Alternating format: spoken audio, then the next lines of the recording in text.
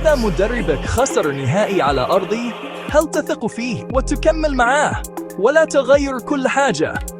لو المغرب احتفظ بالركراكي، الاستمرارية تعني الخبرة والثقة، ومدرب بني فريق وصل لنصف نهائي كأس العالم.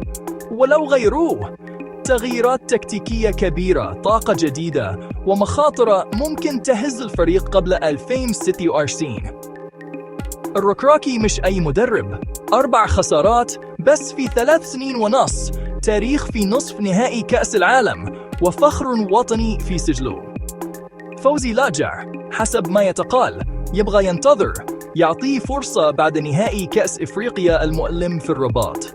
لكن الإشاعات قوية، اسم طارق السكتيوي يتردد كثير بعد برونزية الأولمبياد ونجاحه في الشان وكأس العرب. لو استمريت معاه تحافظ على الاستقرار وولاء اللاعبين، ولو غيرته تلحق الزخم والفوز على أرضك اللي غاب عن المغرب لعقود.